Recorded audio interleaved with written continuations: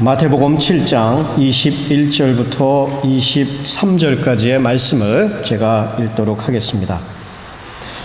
나더러 주여 주여 하는 자마다 천국에 다 들어갈 것이 아니요 다만 하늘에 계신 내 아버지의 뜻대로 행하는 자라야 들어가리라.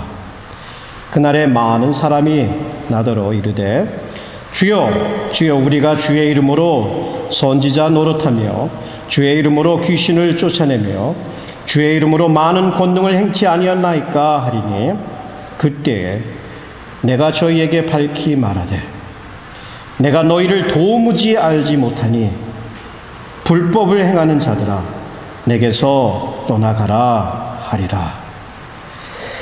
우리 잠시 기도하죠.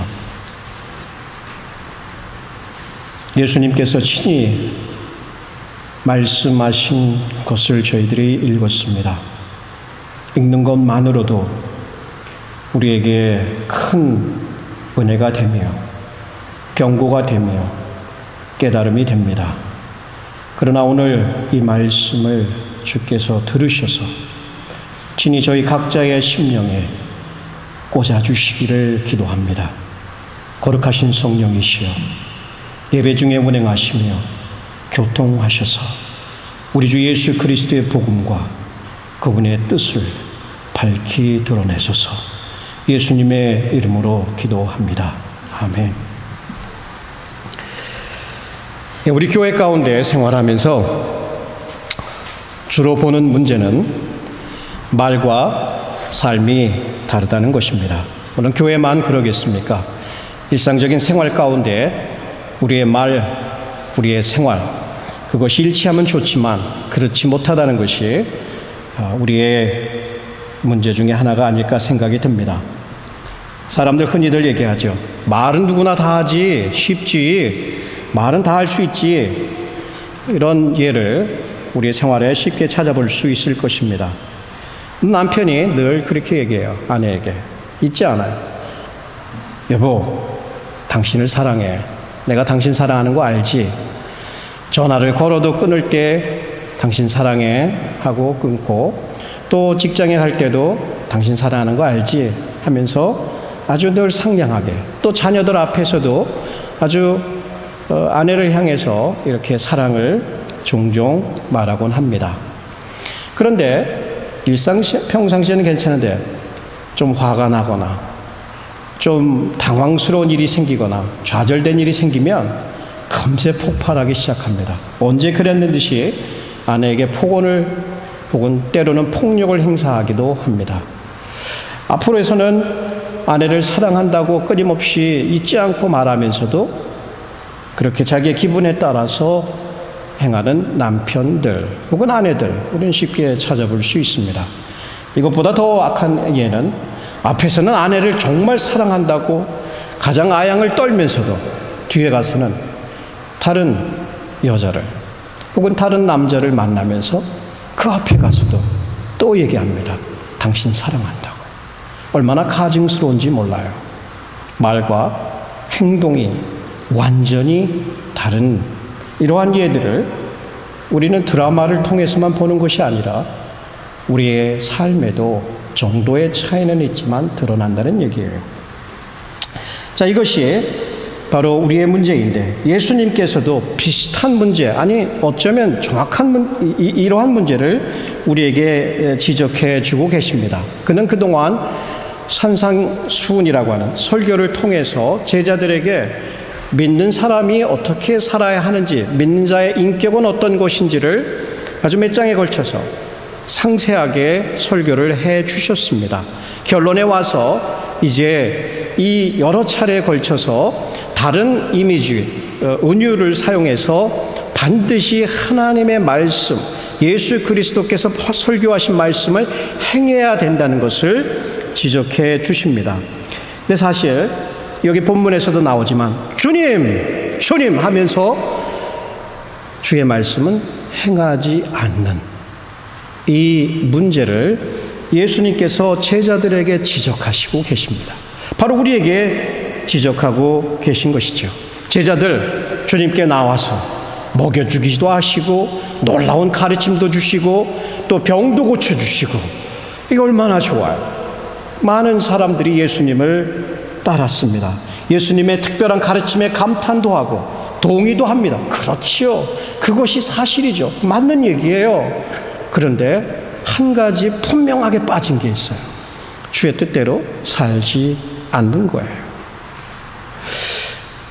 저는 이 말씀을 이렇게 준비를 하면서 굉장히 두려웠습니다.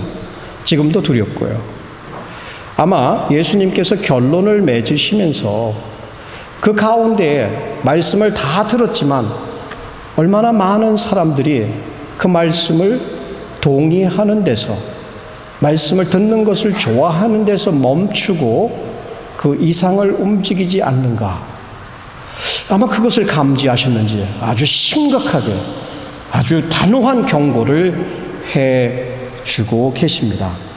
이 말씀을 통해서 예수님은 본인이 주님께서 말씀하신 대로 반드시 살아야 한다는 것, 살아도 되고 살지 않아도 되는 것이 아니라 반드시 하나님의 말씀, 주님의 말씀을 따라 행해야 된다는 것을 여기서 우리에게 도전을 하고 있습니다. 대중의 사람들은 주여 주여 하기 때문에, 교회 잘 참석하기 때문에 착각을 합니다. 나는 당연히 하나님의 백성이며 나는 당연히 천국에 갈 것이다 라고 착각하고 있다고 주님께서 본문을 통해서 찔러주고 있습니다. 이게 경고가, 이게 두렵지 않은 말씀이겠습니까? 물론 주님께서 우리에게 완전한 순종을 요구하시는 것은 아니겠죠. 그러나 주님의 말씀에 대한 순종이 반드시 있어야 한다는 것을 본문을 통해서 우리에게 들려주고 계십니다. 자, 오늘 우리는 그분의 말씀을 듣고 있습니다. 마태복음 7장 21절로 23절의 말씀을 통해서 우리는 반드시 주님의 말씀대로 행해야 한다는 것, 이 메시지를 마음에 품고 몇 가지 본문이 저희들에게 들려주는 교훈을 살펴보도록 하겠습니다. 첫 번째, 우리의 고백은 구원의 충분한 증거는 아니다라고 하는 얘기입니다. 앞서서 예수님께서는 거짓 선지자들을 어떻게 분별해야 하는지, 그들이 맺는 열매를 통해서 그들을 분별할 수 있다고 저희들에게 들려주셨습니다. 자, 이 부분에 와서는 거짓 신자들, 거짓 선지자들 뿐만 아니라 거짓 신자들이 있는데 그것을 어떻게 분별할 수 있는지를 우리에게 알려줍니다. 자, 우리가 거짓 신자인지 참 신자인지를 생각해 보라라고 도전하고 있는 것입니다. 본문 말씀에 나더러 주여 주여 하는 자마다 천국에 다 들어갈 것이 아니요 라고 분명하게 얘기를 하고 있습니다. 이 주여라고 하는 표현은 물론 이렇게 고위 관직에 있는 사람이나 아주 유명한 선생님을 일컬을 때 존경하는 표시로서 주여라고 표시할 수도 있겠지만, 여기서 제자들에게 말씀을 전했고 듣고 있던 제자들 중에 그분을 향해서 주여 주여라고 했을 때 단순히 그것은 존경의 존칭을 넘어선 또 다른 뜻이 있습니다. 특별히 예수 그리스도는 부활하기 전에, 부활한 후에는 제자들이 그분을 주여라고 하는 이 헬라 말로 큐리아스라고 하는 단어를 썼습니다. 이 큐리아스라고 하는 단어는 이 구약 성경을 보게 되면, 구약 성경이 주님 오시기 한 200년 전에 이 히브리 말을 잊어버린 헬라 말만 하고 있는 유대인들이 있었습니다. 이들에게 구약의 성경을 읽히기 위해서 번역한 것이 있는데 70인역이라고 하는 것이 있어요. 이 70인역을 번역을 하면서, 70인역은 히브리어를 헬라어로 번역한 거예요. 그것을 번역하면서 이 번역자들이 구약에 나온 여호와 하나님이라고 해요. 창조주 하나님이요, 이스라엘과 언약을 맺으신 하나님이요, 구원의 하나님이신 그 유일하신 여호와 하나님을 무엇으로 번역했냐면 바로 이 헬라 말의 큐리아스라고 하는 단어로 번역했단 말이에요. 그러면 여기에 제자들이 큐리에라고 하는 말은 주여, 바로 구약에 상징한 여호와 하나님과 같이 완전한 하나님이시며 그분이야말로 구속주가 되시며 창조주가 되신다고 하는 그러한 뜻을 담고 부르고 있다는 얘기예요. 자, 안 믿는 사람이 부르는 것이 아니라 교회 안에서 예수님의 이름을 부르며 그분을 향하여 사랑하는 마음이 있든지 없는지는 모르겠지만 애칭을 가지고 그분 앞에 그러한 칭호로 그분을 부르고 있습니다. 어찌 보면 그 이름 속에 담긴 그 의미가 무엇인지, 그 신학이 무엇인지도 알고 정확하게 이해하면서 그분을 그렇게 부르고 있는데도 불구하고 예수님은 그들을 그 마지막 날에 거부하고 있다라고 하는 얘기예요.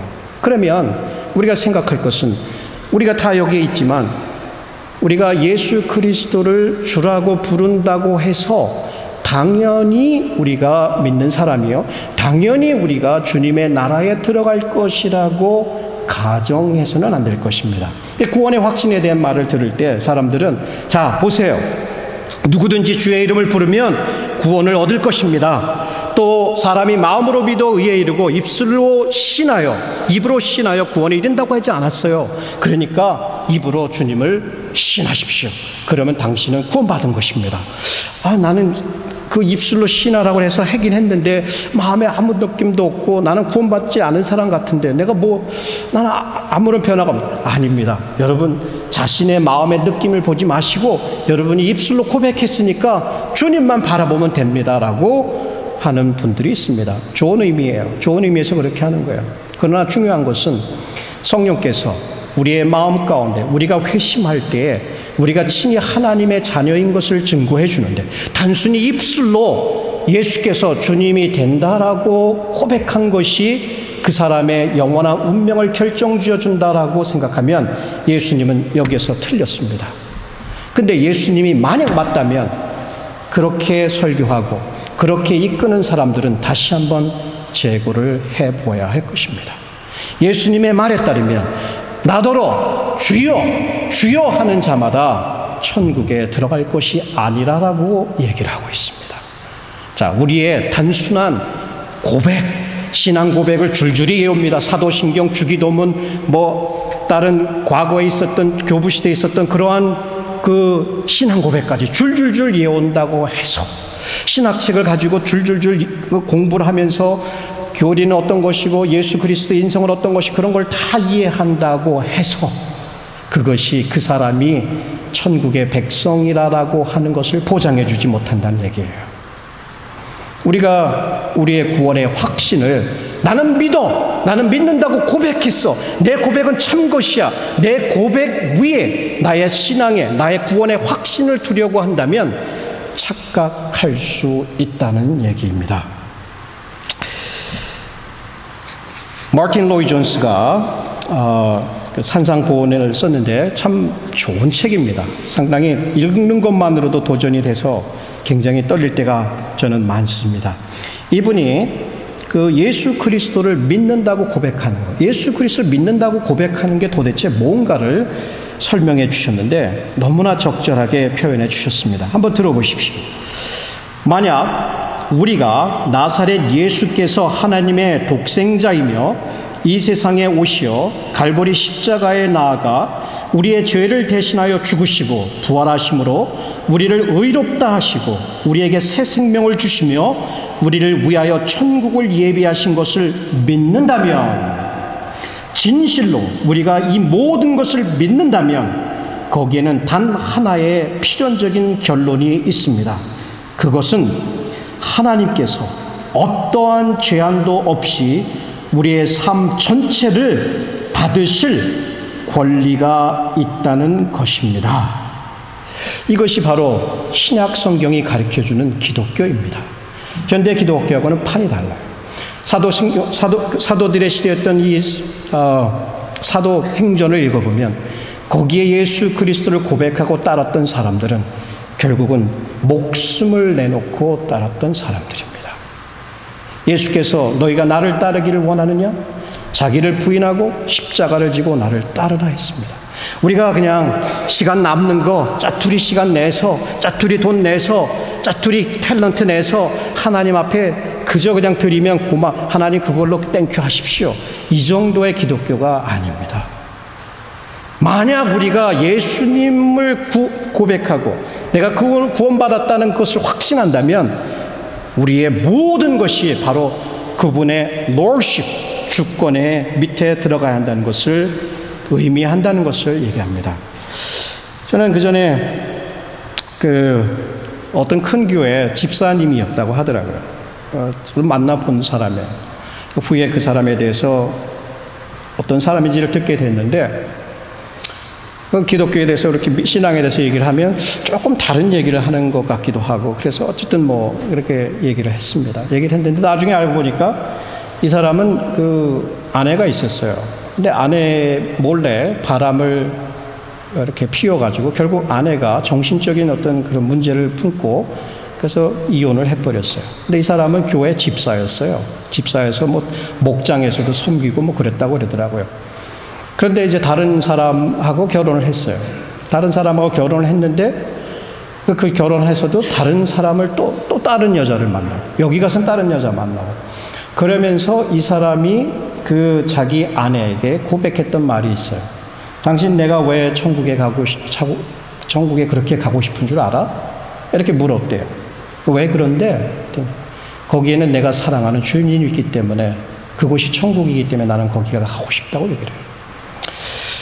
여러분, 주님이 내가 사랑하는 주님이 있는 천국이 그래서 내가 천국에 가고 싶다고 하는 사람이 어떻게 자기 아내 아닌 다른 아내, 다른 여자들 마구 만나면서 그렇게 생활하면서 이거 다 거짓말입니다. 다 거짓말이에요. 다 거짓말이에요.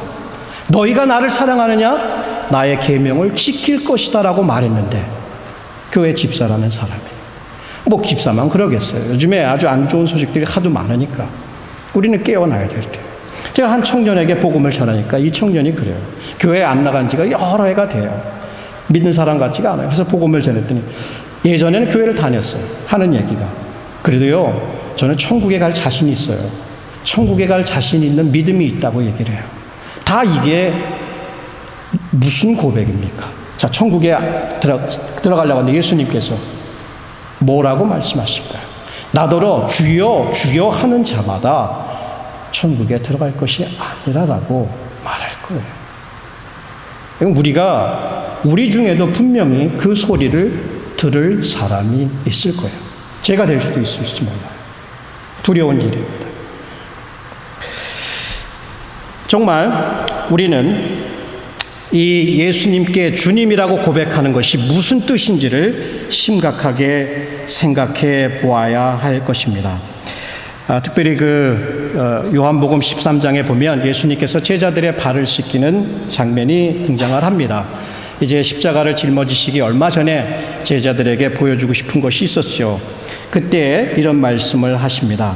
너희가 나를 선생이라 또는 주라, 주님 똑같은 표현입니다. 주라 하니 너희의 말이 옳도다. 내가 그러하다. 내가 주와 또는 선생이 되어 너희의 발을 씻겼으니 너희도 서로 발을 씻기는 것이 옳으니라. 자, 주님의 주권을 인정한다라고 하는 것은 바로 주님과 같이 되어져 가는, 주님을 닮아간다라고 하는 것을 내포하는 거예요.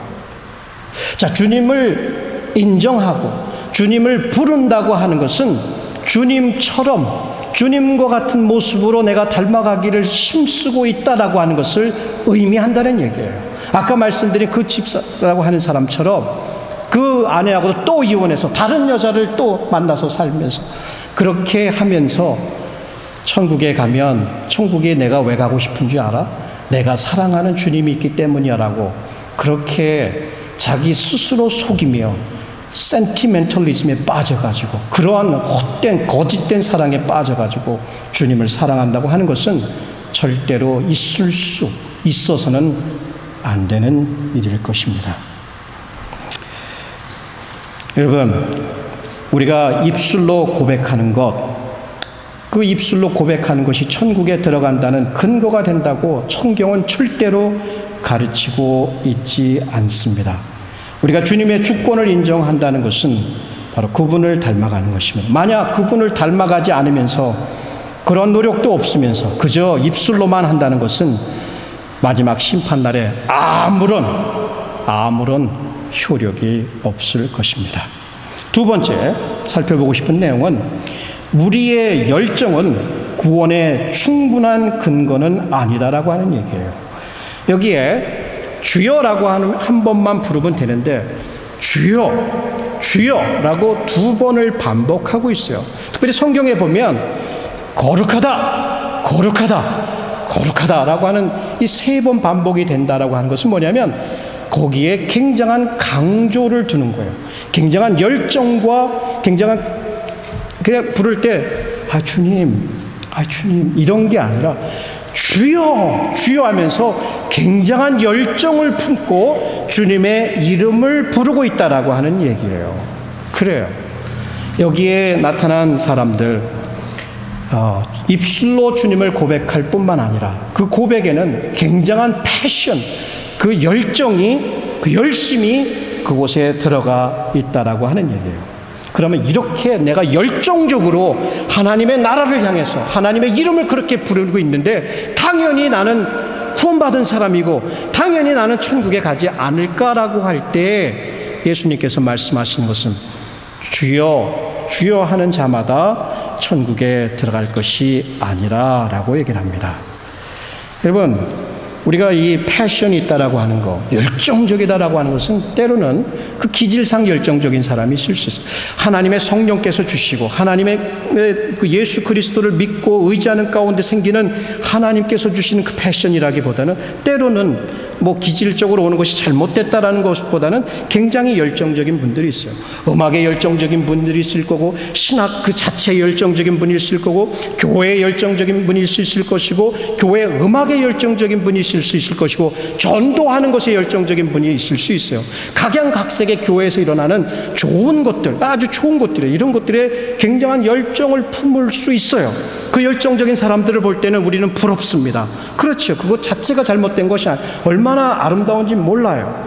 그러나 그것 때문에 우리가 구원의 확신을 갖고 그것 때문에 하나님 나라에 당연히 들어갈 것이다 라고 착각하지 말아라라고 얘기를 합니다.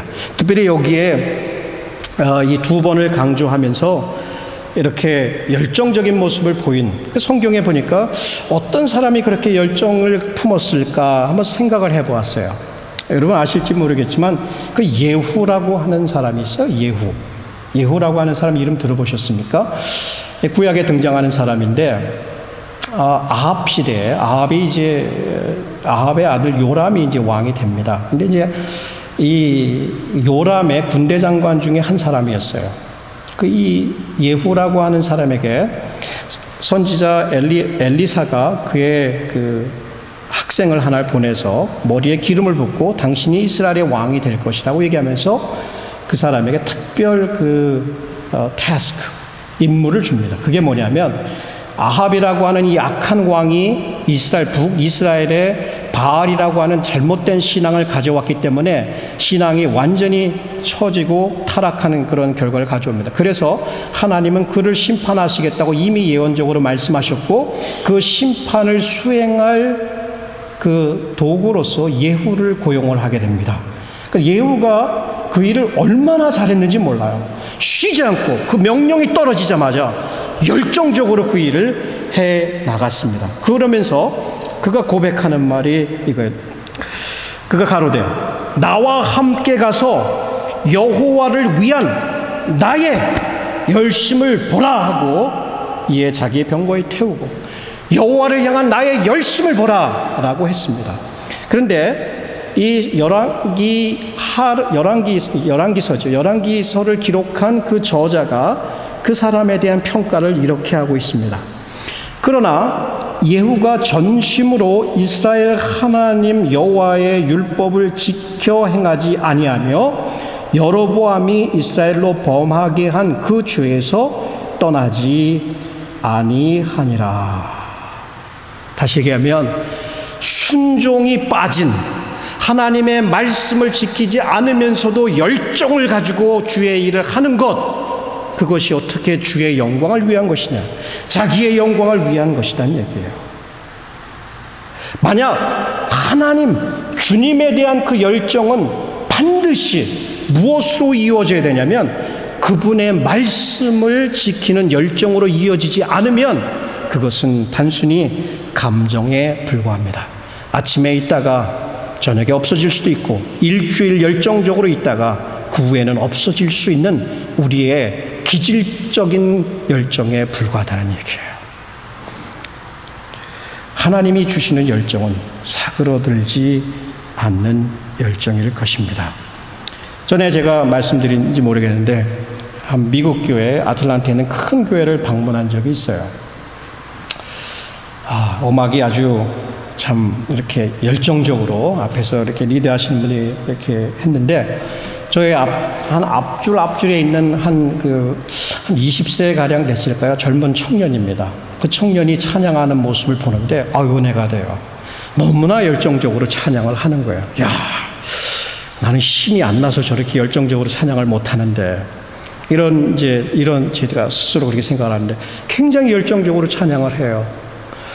그래서 참 좋다. 저렇게 젊은 사람이 하나님을 이렇게 열심히 예배하는구나.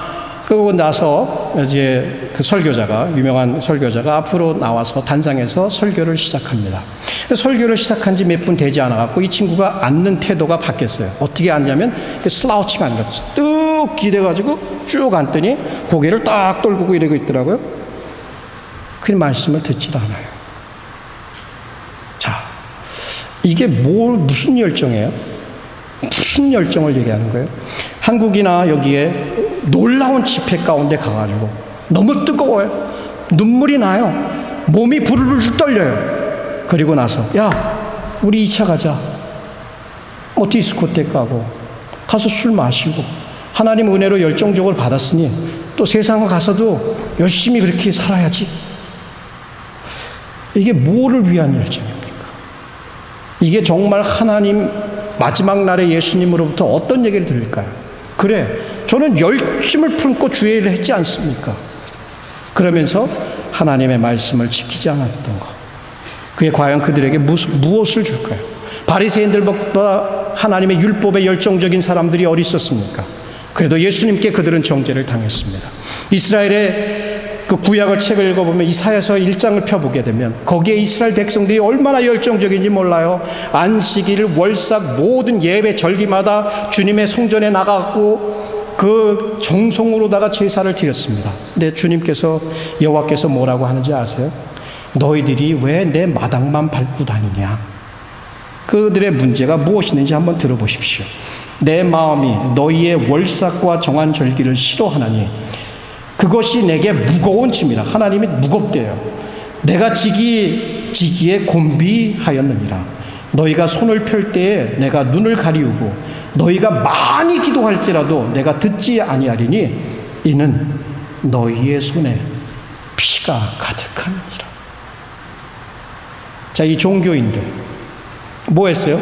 가난하고 소외된 이 고아와 가부들을 마구 짓밟아대면서 거기에서 그들의 피를 빨아가지고 그것이 하나님의 축복이라고 부를 축적했던 이 사람들이 하나님께 나와서 예배 드린다고 열정적으로 찬양하고 열정적으로 이 사람들 향한 메시지는 딱 한 가지예요. 회개하라. 돌이켜라. 너희의 죄가 주홍 같을지라도 양과 같이 휘어질 것이라는 그 약속을 후에 주십니다. 그래요. 우리는 우리의 고백과 우리의 열정으로 주님을 어떻게든지 설득해 보려고 할 수 있을지 몰라요.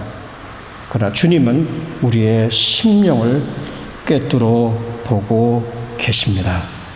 우리가 스스로를 속여서 정말 나는 당연히 나 같은 사람이 천국까지 당연히 나는 주님의 자녀지라고 스스로를 속일 수 있다라고 하는 얘기입니다. 우리의 고백을 보면서 우리의 열정을 보면서. 자, 그러나 고백이나 열정은 좋은 것입니다. 그것이 잘못된 것이 아니죠. 그러나 거기에서 빠진 것이 무엇이냐? 하나님의 말씀을 순종한다는 얘기입니다. 자, 우리의 영적인 상태를 살펴보며 또 다른 한 가지를 살펴봅시다. 우리의 사역들은 구원의 충분한 증거는 아니다. 22절을 한번 보십시오. 그날에 많은 사람이 나더러 이르되 주여 주여 우리가 주의 이름으로 선지자 노릇하며 주의 이름으로 귀신을 쫓아내며 주의 이름으로 많은 권능을 행치 아니하였나이까 하리니. 자, 그날은 마지막 날을 얘기해요. 심판날을 얘기합니다. 그리고 많은 사람이라고 얘기를 했는데 얼마나 많은 사람인지 우리는 몰라요. 적지 않은 숫자 같습니다. 그리고 이 사람들이 주여 주여 부르면서 그 열정적으로 부르면서 하는 얘기가 뭐예요? 우리 사역들을 한번 보십시오. 우리가 어떻게 주님 이름으로, 주님의 이름으로, 주님의 권능과 주님의 힘을 힘입어서 우리가 한 일들을 좀 보십시오.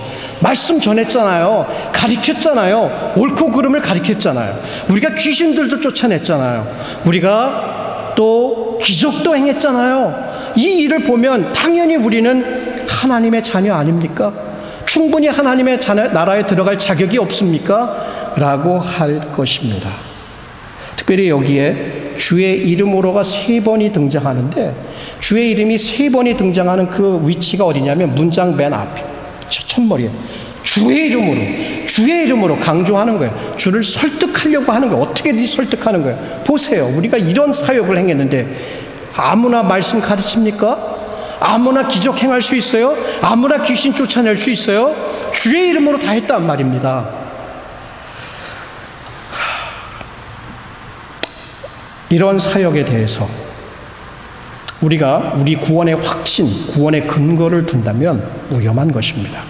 사역했다고 그것이 우리가 구원받았다는 증거는 되지 못할 수도 있다라고 하는 것을 얘기합니다. 사역하는 것 중요한 겁니다. 주님을 사랑하고 주님을 경배하고 주님 주시는 힘으로 열정을 품고 사역하면 얼마나 아름답습니까? 말씀 전하고 전도하고 나가서 귀신들을 쫓아내고 또 기적이 또 주님의 이름으로 일어난다면 얼마나 주께서 영광을 받으시겠습니까? 그러나 이런 일을 행하면서도 결국 무엇을 위해서 그 일을 했을까? 그리고 뒤에 가서는 어떤 일을 했을까가 궁금하다는 얘기예요. 여기에 이런 일을 행하면서 자기의 영광을 위해서 행했다면 그것이 주님께 받음직할까요? 그리고 그러한 일을 행하면서 뒤에 가서는 다른 짓들을 행했다면, 주의 말씀을 어기고 다른 짓들을 행했더라면 그것이 주님께 받음직할까요? 예수님께서 경고하셨습니다. 말세에 거짓 그리스도들과 거짓 선지자들이 일어나 큰 표적과 기사를 보여 할 수만 있다면 택하신 자들도 미혹하게 하리라. 이 신명기 13장에 보면 모세가 당부하는 말이 있어요. 이스라엘 백성들에게, 야, 너희들 중에 선지자라고 하는 사람들이 일어나고 꿈 얘기를 하고 이적과 기사를 행하면서 다른 신을 쫓아가자고 은근히 꼬셔도 가지 말아라. 그들을 돌로서 쳐 죽여라. 너희들이 해야 될 것은 바로 여호와의 말씀을 청종하고 그를 경외하고 그에게 부종하는 것이다 라고 얘기를 해주고 있습니다. 우리에게 놀라운 결과가 나올 수 있습니다. 그래요. 귀신 쫓아내고 기적을 행해서 교회가 성장하고 많은 사람들이 구름대처럼 모이고 누구나 다, 야, 저 주의 종 뛰어나다, 말씀 너무나 잘 전한다 라고 칭찬을 받을 수도 있습니다. 그러나 그것이 그분의 그러한 사람들이 하나님 나라에 들어가는 근거도 되지 못하고 확실하게 그것을 보장해 주지 못한다라고 하는 얘기입니다. 여러분, 저도 이런 말씀을 읽으면서 여러분 앞에 말씀 가르치고 있는데, 어제도 이 말씀을 계속 묵상하고 기도하는데, 이 마음이, 이 부분은 좀 하나님 넘어뛰면 안 됩니까? 오늘 아침까지도 고심을 했어요. 이거 제가 전해야 될 자격이 없는 것. 제가 하나님의 말씀을 전하고 있고 말씀을 지키려고 노력은 하지만 제 말에 삶이 따라붙지 못하기 때문에 늘 누가 물어보면 기도 제목이 그거예요. 예수님 잘 믿게 해달라고. 근데 이거 제가 어떻게 전할까요? 라는 생각을 했습니다. 지금도 두렵습니다. 말씀 잘 전하고 사람들이 감동받고 거기에 기적까지 더불어서 금상첨화로 나타나고 이게 저희들이 하나님의 자녀라는 것을 반드시 얘기해 주냐. 이적이나 기사는 병고침의 역사는 다른 종교에도 나타나고 거짓 선지자들도 충분히 해낼 수 있는 일이에요. 바로의 그 술사들도 기적을 행했고 또 초대교회에도 그러한 많은 이적들이 나타났던 것이 기록으로 이렇게 전해지고 있습니다. 자, 그런 것을 행한다고 해서 그것이 과연 그들을 하나님께로 인도하실까? 그렇지 못하다는 것입니다. 특별히 우리가 사역들을 하고 있다라고 하는 것, 내가 이렇게 사역하고 있으니까 하나님의 말씀은 조금 굽혀도, 하나님의 말씀은 조금 안 지켜도 괜찮다라고 생각하면 굉장한 착각입니다. 특별히 우리가 잘못할 때는 무슨 사역을 해갖고 좋은 일 해갖고 그것을 다 이렇게 좀 보충하려고 하는 그런 경향들이 있잖아요. 하나님의 말씀을 순종하는 것을 우리가 이러한 사역으로 대치하려고 한다면 너무나 큰 오류를 범하게 되는 것입니다. 여러분, 우리는 지금까지 우리의 고백 좋은 것입니다. 우리의 열정도 좋은 것이에요. 사역하는 거 좋은 것이에요. 그러나 거기에 무엇이 빠졌다고요? 하늘에 계신 내 아버지의 뜻대로 행하는 것, 그것이 빠졌다라고 얘기했죠. 마지막 포인트는 이것입니다. 우리의 순종은 구원의 충분한 증거가 된다. 그때에 내가 저희에게 밝히 말하되 내가 너희를 도무지 알지 못하니 불법을 행하는 자들아 내게서 떠나가라. 얼마나 놀라운 일입니까? 그동안 주님 고백하고 구원받은 줄 알고 천국에 딱 올라가서 주님이 나를 기쁘게 받아주실 줄 알았는데 그분의 입술로 나오는 말을 보니까 내가 너희를 도무지 모른다라고 하고 불법을 행하는 자라고 판결을 받게 될 때 얼마나 당혹스럽고 얼마나 두려워 떨게 될까요?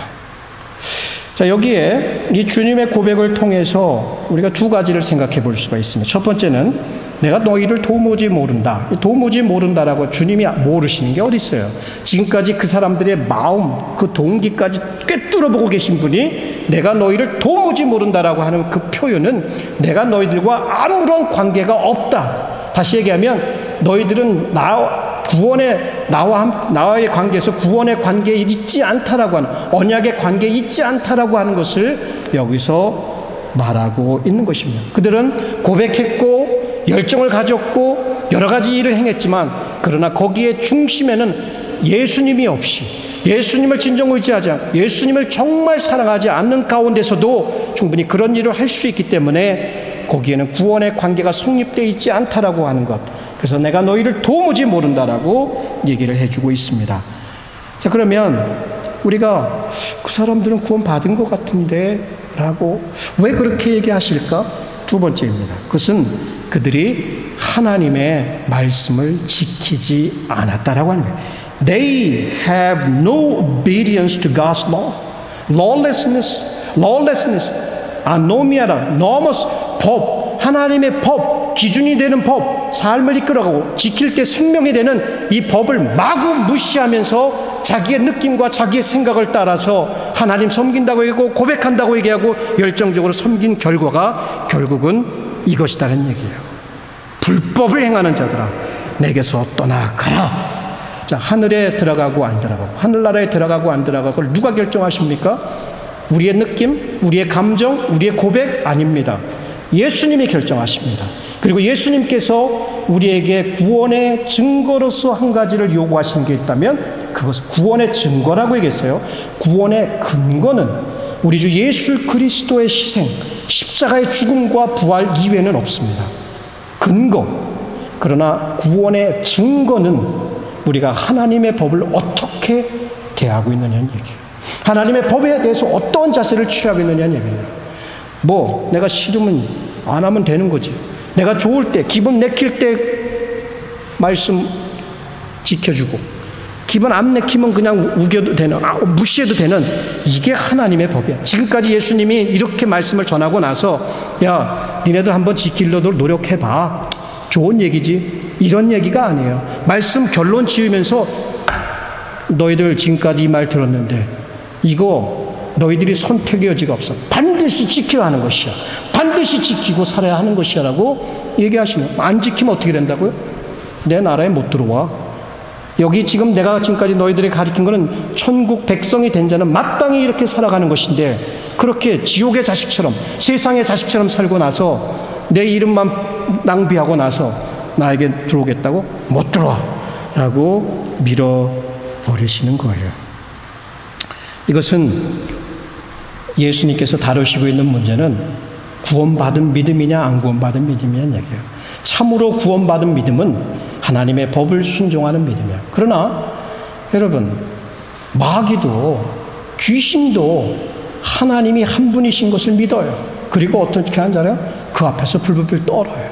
야고보가 그렇게 얘기해요. 야고보서에 그렇게 기록이 되어 있거든요. 야, 네 믿음을 좀 보여봐. 행위 없는 내 믿음을 보여봐. 그게 너를 능히 구원하겠어? 라고 야고보가 그들에게 도전하고 있단 말이에요. 사람들이, 가난한 사람들이 있는데 아유 형제요, 또 따뜻하게 잘 평안히 가십시오 말은 하면서 자기는 충분히 배부르게 먹으면서 도와주지도 않으면서 그게 무슨 믿음이야?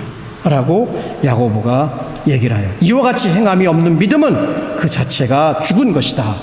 그동안 이 사람들은 예수님을 고백했고 열정적으로 그를 섬겼고 여러 가지 사역을 했지만 하나님의 말씀을 순종하는 그 구원에 이르는 그 믿음이 없었다라고 하는 것을 여기에서 우리에게 알려주고 있습니다.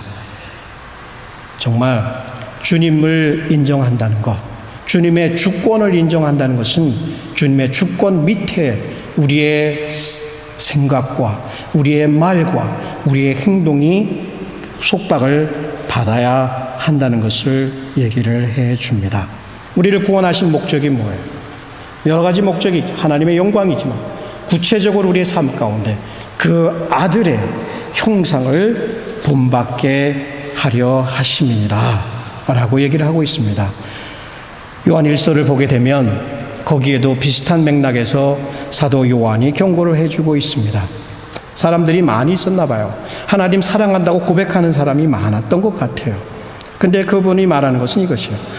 우리가 그의 계명을 지키면 이로써 우리가 저를 아는 줄로 알 것이요, 저를 아노라 하고 그의 계명을 지키지 아니하는 자는 어떠한 자라고요?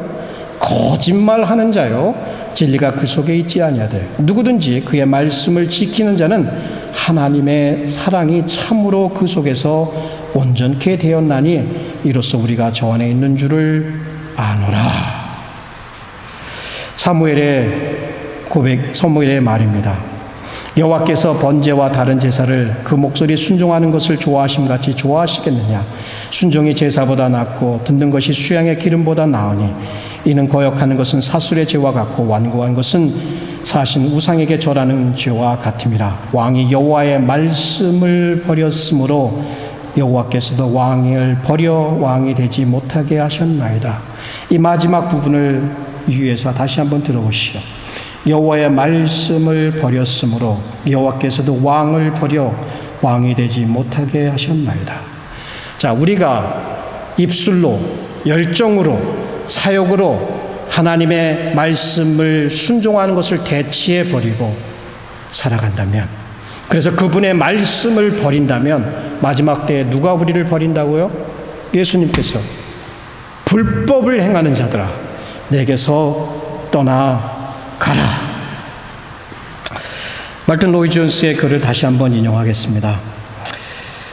순종에 대한 얘기입니다. 하나님은 우리의 재물을 원하시는 것이 아닙니다. 그분은 우리의 희생물을 원하시는 것이 아닙니다.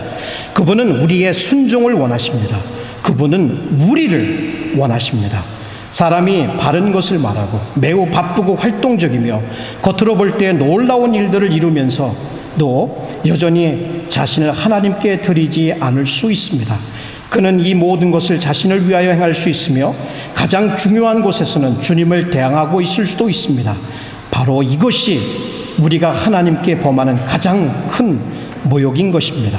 주여, 주여라고 열정적으로 고백하고 바쁘고 활동적이면서도 하나님께 참된 충성과 순종을 하지 않으며 우리의 삶의 통치권을 여전히 고집하면서 성경의 가르침이 아닌 자신의 견해와 주장으로 행할 것과 행할 방법을 결정하는 것보다 주님께 더욱 모욕적인 것이 있을까요?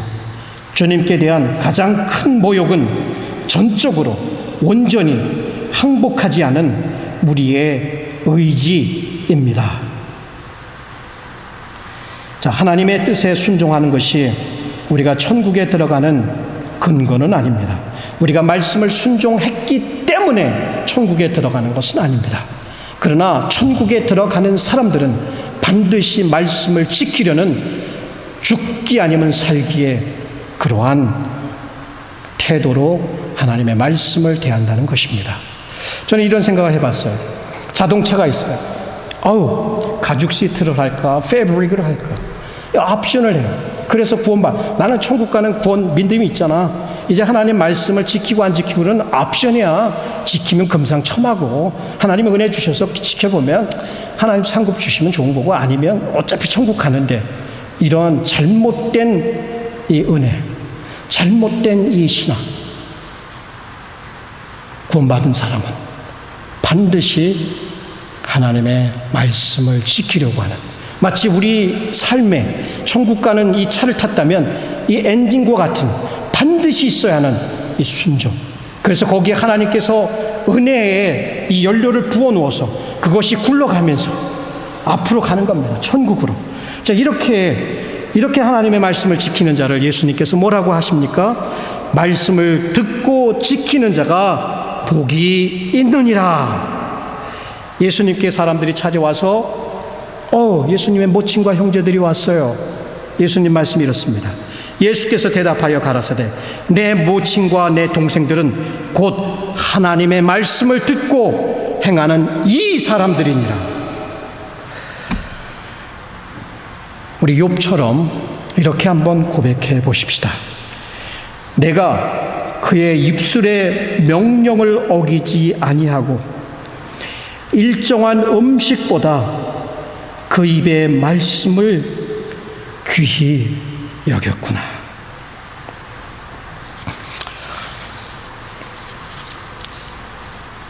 어떤 한 신학자의 이 21절부터 23절까지 요약한 글이 있습니다.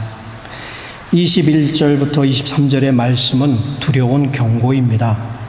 가장 정통하게 신앙을 고백하는 것도 그것이 하나님의 뜻에 구체적으로 순종하는 것으로 나타나지 않는다면 하나님의 보시기에는 아무런 가치가 없습니다. 크게 소리내어 입술로 하나님께 대한 믿음을 고백하며 예수님을 주님으로 부르면서도 생각과 말과 행동으로는 그분을 부인하기도 합니다.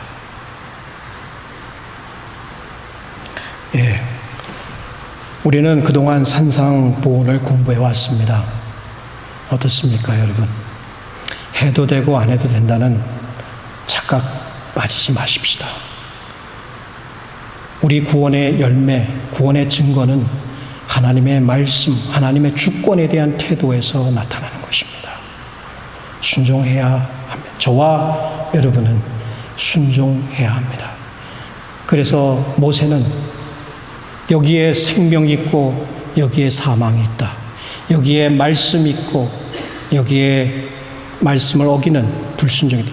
순종과 불순종, 생명과 사망을 같이 놓고 있습니다.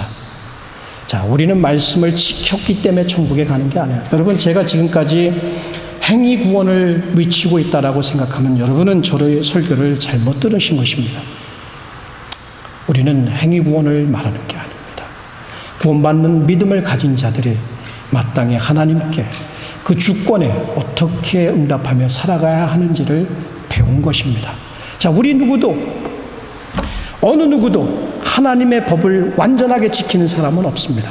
물론 하나님께서는 그렇게 되기를 원하시겠지만 우리 하나님께서는 우리가 그렇게 하지 못하고 있는 우리의 연약함을 이해하십니다. 그래서 그 아들 예수 그리스도를 이 땅에 보내셨고, 그리고 그분이 오셔서 하나님의 말씀 율법을 하나도 남기지 않고 다 지키셔서 그 완전한 의를 우리를 위해서 획득하셨습니다. 그리고 그분 앞에 나와서 죄를 회개하고 그 의를 구하는 자에게는 그 의의 아름다운 옷으로 우리에게 입혀주십니다. 그래서 예수 그리스도의 완전한 의의 옷을 입은 의롭게 된 우리에게 있어서의 삶은 하나님의 법을, 성령의 충만함을 통해서 이뤄가는 삶입니다. 단순한 고백, 단순한 열정, 사역, 이것이 하나님의 말씀을 순종하는 것을 대체하지 못한다는 것을 기억하면서, 우리가 마지막 때를 만약 하나님 앞에 심판대에 설 것이 사실이라는 것을 우리가 믿는다면, 지금까지 예수님께서 산상설교를 통해서 보여주신 그 모습, 그것이 우리에게 이루어지기까지 우리는 하나님의 은혜를 붙들어야 할 것입니다. 그것을 붙들기 위해서 우리는 하나님 앞에 구하고 찾고 두드려야 할 것입니다. 그리고 그 말씀을 순종하는 자 가운데 주시는 말할 수 없는 그 하나님의 행복감이 우리의 마음에 가득할 때까지 우리는 천성을 향해서 나가야 할 것입니다. 여러분, 이만큼 예수님은 진지하게 우리에게 경고하시며 우리에게 권고하고 계신 것입니다. 자, 제자도의 길 너무 어렵습니다. 그러나 모든 것을 희생할 만한 가치가 있다라고 예수님은 말씀하십니다. 만약 제자도의 길을 걷지 않는다면, 좋은 길을 걷지 않는다면 우리는 멸망의 넓은 길에서 마치게 될 것입니다. 자, 여러분, 우리를 맞아주실 예수님, 그분으로부터 어떤 얘기를 들을 수 있을까 진지하게 생각하면서 다음 한 주간도 우리가 살아가도록 주님의 은혜를 구하십시다. 기도하시죠.